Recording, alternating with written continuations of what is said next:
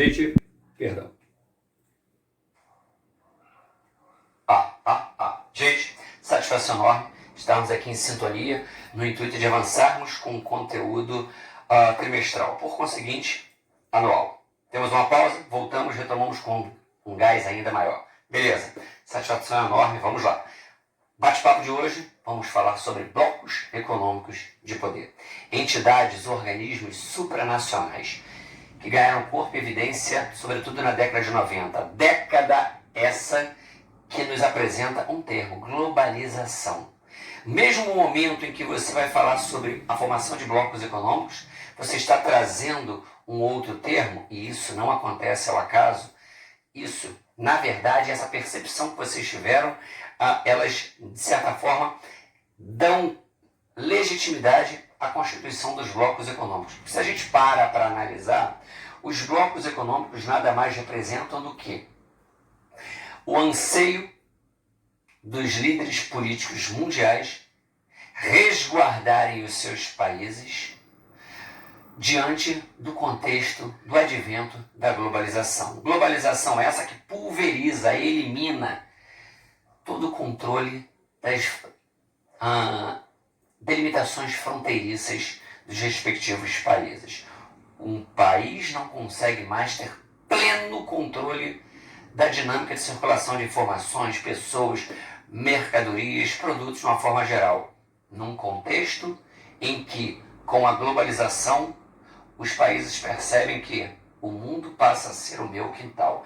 Então, diante dessa sensação de instabilidade emocional e reestruturação econômica, um mecanismo encontrado pelos líderes mundiais para tentar se fortalecer foi: vamos criar megablocos econômicos, vamos criar macroestruturas financeiras, vamos criar os blocos econômicos de poder. Então, década de 90, eles ganham corpo e evidência, justamente década essa em que a globalização bate a nossa porta. Antes de começarmos a analisar aspectos peculiares dos principais blocos, é interessante a gente ressaltar que os blocos se encaixam em estruturas ou modelos. Poderíamos chamar de categorias. Existem as zonas de livre comércio, existem basicamente as uniões aduaneiras, existem os mercados comuns e existem as uniões econômicas e monetárias. Zona de livre comércio. Não há cobrança de tarifas de importação. Eu tenho a eliminação de todas as tarifas ou tributos que envolvam a circulação de produtos. Beleza. Então, o ex-NAFTA, vamos conversar melhor sobre ele mais à frente. O ex-NAFTA, por exemplo, Bloco da América do Norte, SADC, Bloco Africano, poderíamos citar também o APEC, Bloco Asiático, se enquadram perfeitamente nessa categoria. Então, zonas de livre comércio. União aduaneira. Eu tenho uma criação de tarifa única de importação. Padronizo a tarifação. Eu crio uma única taxa. Mercosul se encaixa dentro dessa categoria. Aí vamos para o mercado comum, onde eu percebo a livre circulação de pessoas e mercadorias. Puxa, Estevam, então a União Europeia seria isso. Não, porque não se encaixa mais somente nessa situação. Em outrora poderíamos dizer que sim. Se eu estivesse dando essa aula há alguns anos atrás, eu até poderia dizer que sim. Hoje não. Por quê? Porque a União Europeia deu um novo passo. O passo que faz com que ela se encaixe dentro de uma categoria mais ampla. União econômica e monetária. Abraça as características do mercado comum, mas consegue ser além dessas características do bloco ou da categoria anterior. Mercado comum, livre circulação de pessoas e mercadorias. União econômica e monetária permite essa livre circulação de pessoas e mercadorias, mas apresenta uma moeda única, uma padronização monetária. É o que hoje a União Europeia nos apresenta. Beleza. Então, temos aí essas quatro categorias, e dentro dessas categorias os blocos procuram se encaixar. A União Europeia vai até além, porque também tem um parlamento unificado. Show de bola. Beleza. Vamos lá, começando o nosso bate-papo. Caderninho de vocês, tópico 1. Blocos econômicos de poder, aspectos gerais. É interessante a gente ter em mente que todo bloco tem um líder e um vice-líder, além de uma periferia.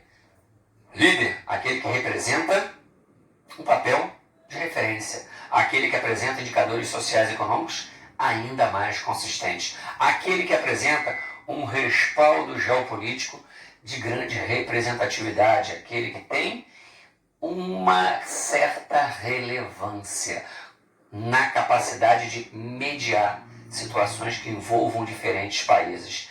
Então, é de suma relevância ser um líder de um bloco econômico. A União Europeia, 1992, surge como um bloco de macrodimensões e referência para todos os demais. Por quê?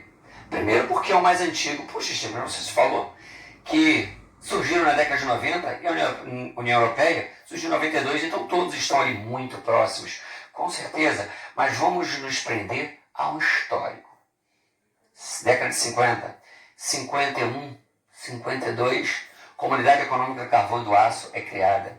Alemanha Ocidental, França, tentam aí envolver litígios no que diz respeito a esses dois produtos que dariam suporte em larga escala a ramos produtivos ou ramos industriais específicos. Carvão, aço, atendendo a indústrias siderúrgicas, metalúrgicas. Então a SECA é criada. 51, 52. 57 se associa o Benelux. Bélgica, Holanda e Luxemburgo também fazem parte dos países que em outrora formaram a SECA. Ganhou um corpo. 58, Mercado Comum Europeu, Comunidade Econômica Europeia. Mais um passo. 15 países já começam a fazer parte dessa macroassociação. 92, eu tenho a União Europeia da forma clássica. Beleza.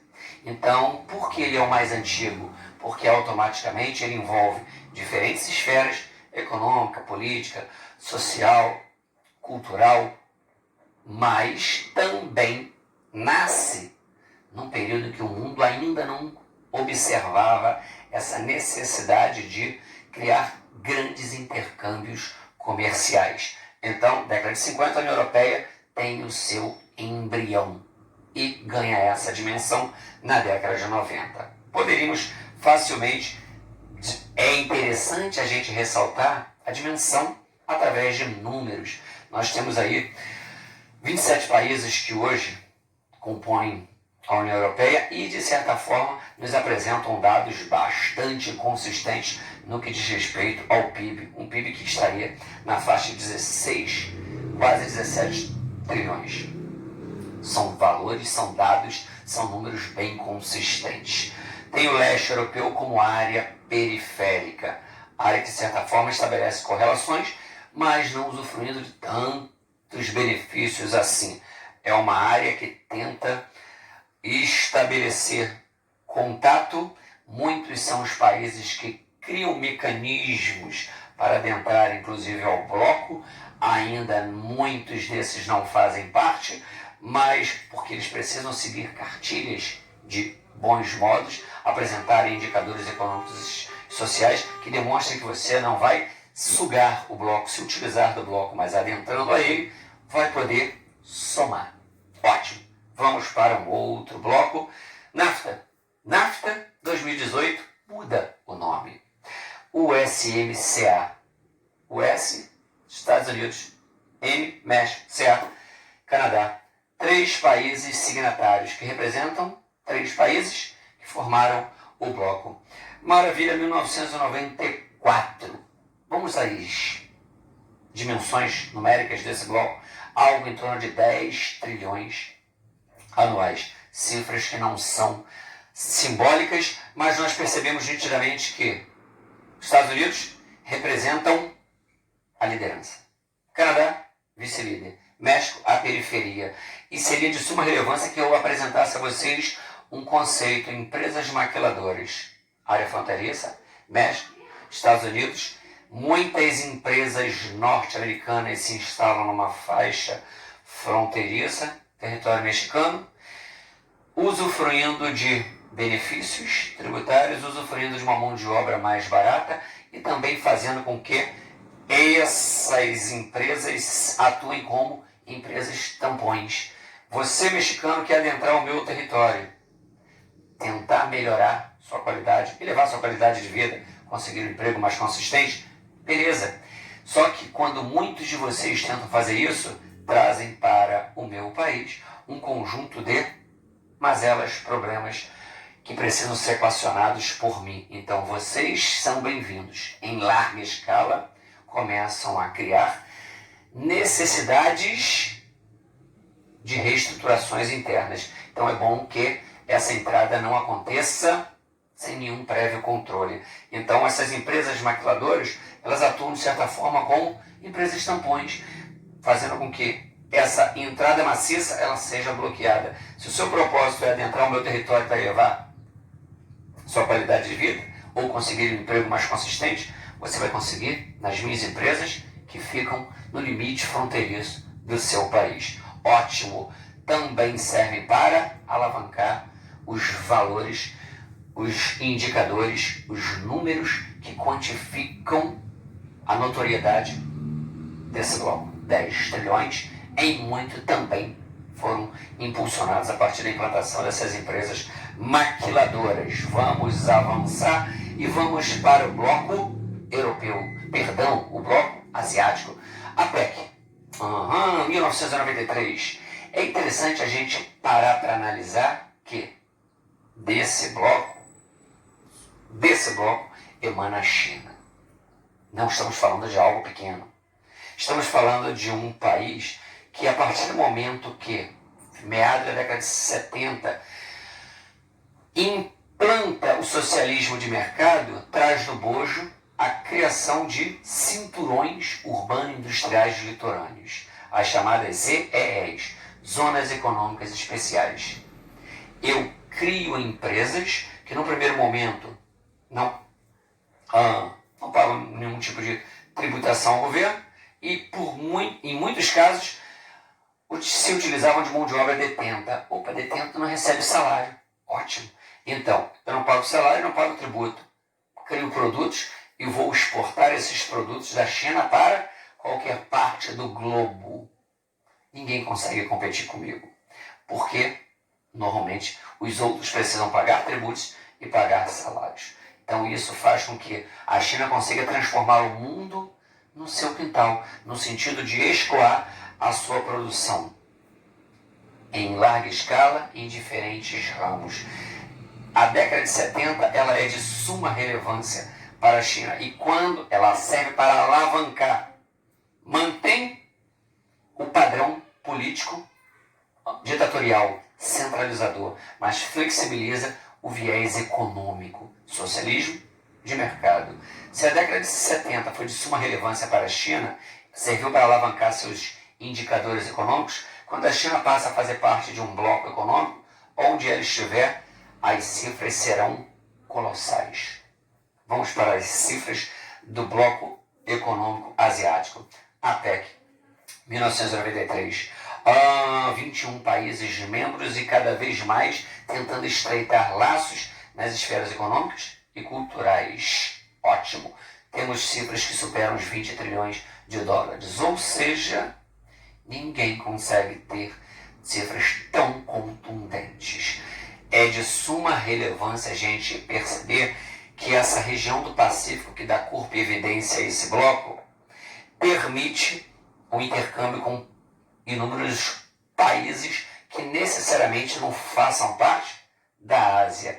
Mas cada vez mais a gente identifica que os países asiáticos, China, Japão, os tigres clássicos e novos. Clássicos: Singapura, Taiwan, Coreia do Sul e Hong Kong. Vamos para os novos: Tailândia, Malásia, Indonésia e, segundo alguns teóricos, Vietnã. Esses países atuam numa espécie de periferia. Periferia imediata, os clássicos tigres, e uma periferia complementar, os novos tigres asiáticos, China e Japão exercem uma influência muito grande nessa macro associação, uma vez que, lembrando o que eu havia dito, cada vez mais esse bloco tenta transpor os limites econômicos, tenta abraçar a causa ou a questão cultural. Então, aqueles que fazem parte da Ásia ganham maior visibilidade e maior representatividade. 20 trilhões, ninguém consegue ter um intercâmbio de produtos maior do que este bloco. Vamos avançar e vamos cair no Mercosul, 1994, período em que muitos estavam gritando é tetra, é tetra, é tetra. O Brasil estava sendo tetracampeão do mundo, momento esse que Brasil, Argentina, Uruguai e Paraguai formavam o mercado comum da América do Sul. Cifras, algo em torno de, segundo os últimos dados, 3,3 trilhões. Então, quase 3 trilhões e meio. Não falamos de pouca coisa. Já estamos na cifra dos trilhões do Mercosul. Brasil, líder. Argentina, vice-líder. Uruguai, Paraguai, periferia. Mas não paramos por aí. Bolívia, Chile e Peru, parceiros comerciais. Venezuela estava na fila para ser também estava na fila para fazer parte do bloco, era um parceiro comercial, foi convidado a fazer parte do bloco em decorrência de questões econômicas e geopolíticas, petróleo, gás, assim também como a Bolívia também apresenta um gasoduto que nos envolve, mas o Brasil, assim como o Mercosul, estavam interessados em elementos atrelados à questão energética oriundos da Venezuela. Beleza, se eu tenho ou eu vejo em você algo que me interessa, eu me aproximo de você sob o prisma econômico, e foi isso que aconteceu. A Venezuela pula a fila de espera e passa a ser membro efetivo do Mercosul, deixando para trás Chile, Bolívia e Peru.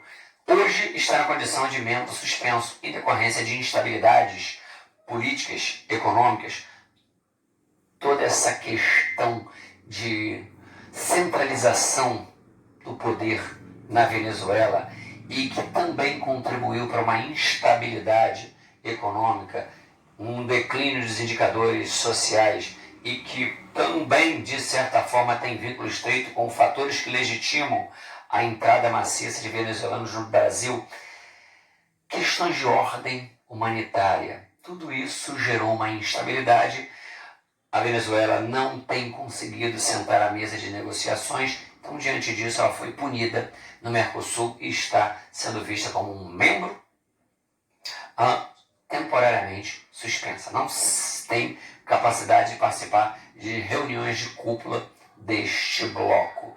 Grandes desafios desse bloco, problemas nas áreas, na esfera social, além de ausência de uma moeda única. Ou seja, nós não temos uma padronização monetária. Já houve essa pretensão. Durante um tempo, houve a perspectiva de criação do Merco. Suplantaríamos todas as moedas nacionais e criaríamos um Merco, que seria visto como, assim como o euro, uma moeda única, só que para o Mercosul. Essa ideia foi colocada em segundo plano, hoje não está mais na pauta de medidas tão emergenciais para o Mercosul. Ótimo.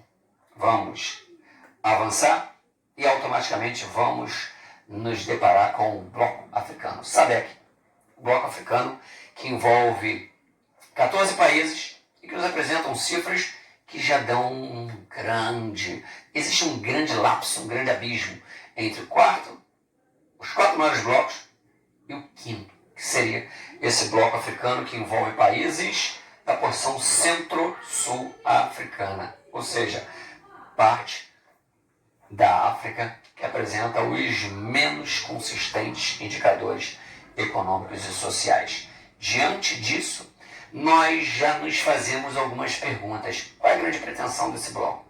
É um bloco que não tem maiores pretensões econômicas, mas ele procura, primeiro, criar laços mais duradouros ou vínculos mais estreitos entre os países africanos, e essa é uma grande meta, fazer com que todos os litígios, os embates históricos, eles sejam minimizados, você crie acordos de ajuda mútua ou cooperação, e, de certa forma, tentar equacionar grandes mazelas sociais que assolam múltiplos países desse continente. Beleza? Então, 14 países que nos apresentam um PIB anual da ordem de 500 bilhões de dólares. Não estamos falando de tri, passamos para a ótica do bi. Maravilha! África do Sul e Angola se apresentam com certa representatividade, lideranças nesse bloco. Lesotho, Suazilândia, facilmente seriam vistos como países que fazem parte de uma periferia. Pretensões básicas. Tentar fazer com que acordos interblocos, acordos entre diferentes blocos, permitam a absorção ou a importação de tecnologia. Por exemplo, muito que a Embrapa domina no sentido de análise do solo e mecanismos que possam promover ou multiplicar a produção de grãos tem sido oferecido ao bloco africano. Uma das grandes situações catastróficas da África é a questão da fome, o déficit alimentar. Então o Brasil, através ou juntamente com o Mercosul, tem criado mecanismos de aproximação. Ótimo. Então, a indústria, ou elementos vinculados à indústria farmacêutica, produção de fármacos, também tem sido a própria indústria alimentícia, construção civil, são elementos que, de certa forma, tentam aproximar a África de outros blocos existentes no globo. Viés humanitário, perspectiva econômica e, sobretudo, social, no sentido de elevar os indicadores sociais e econômicos, o IDH dos países membros dessa área do Sahel e abaixo dele, Centro-Sul-Africana, área essa que notadamente oferece aos mundos as piores imagens existentes. Beleza? Vamos avançar? Não mais com um bloco, mas com um outro termo, um outro conceito, uma outra expressão. ALCA, Área de Livre Comércio das Américas. Uma macroestrutura que durante um certo tempo ganhou corpo, visibilidade e evidência no sentido de ter toda a estrutura pronta para ser implantada. Serviria como uma macroassociação dos continentes americanos. Todos os países da América do Norte, Central e Sul fariam parte da ALCA, a Área de Livre Comércio das Américas, com exceção de Cuba. Aí entra a questão. O Mercosul teve países que votaram contra. Alguns, inclusive, com certo descontentamento. Chile, Paraguai, por exemplo, votaram a favor de suplantarmos o Mercosul e abraçarmos essa estrutura maior, liderada pelos Estados Unidos, tendo o Canadá como vice-líder, transformando todo o restante da América, sobretudo latina, em área periférica. Seria interessante para o Brasil fazer parte de algo maior, não na condição de liderança. Seria interessante para o Brasil fazer parte de algo menor, na condição de maior representatividade. Então são muitas as possibilidades de interpretação do ponto de vista claro ou clássico ou mais translúcido e imparcial. Nós perceberíamos que uma concorrência ela seria ainda mais intensificada. E será que perceberíamos em diferentes ramos ou segmentos produtivos essa alta capacidade de enfrentamento, essa alta capacidade de litígio empresarial? Será que todos os ramos, por exemplo, brasileiros, poderiam estar em pé de igualdade com empresas canadenses ou norte-americanas? Isso suscita a ideia de que, talvez, poucos ramos de maior competitividade, ramos que caminham a passos largos abraçando a questão da evolução tecnológica, esses ramos ganhariam bastante caso a ALCA fosse implantada. Mas aqueles ramos de médio e pequeno porte e que não caminham a passos largos no sentido de avançarem, no sentido de terem uma ampla absorção do que existe de mais notório na tecnologia global, esses ramos talvez entrassem em bancarrota, fossem eliminados diante de uma macro concorrência envolvendo países como os Estados Unidos e o Canadá. Então, muitos são aqueles que dizem que seria interessante para o Brasil, seria interessante para vários países do Mercosul. Existem muitos teóricos que já defendem uma outra vertente essa que alimenta a visão de que para o Brasil seria melhor, enquanto uma economia periférica, ser grandioso dentro de um prisma mais reduzido. Líder dentro de um bloco menor. Gente, vamos dando uma pausa aqui. Mais à frente, atividades surgirão que nos permitirão um aprofundamento, um detalhamento maior. Mas conseguimos ter aí informações essenciais sobre 5 maiores blocos econômicos existentes e não esquecendo que esses blocos precisam se enquadrar dentro de categorias prévias. Beleza? Forte abraço, saudades enormes, futuro próximo, se Deus quiser, a gente vai estar em sintonia de uma outra forma. Até mais, tchau, tchau.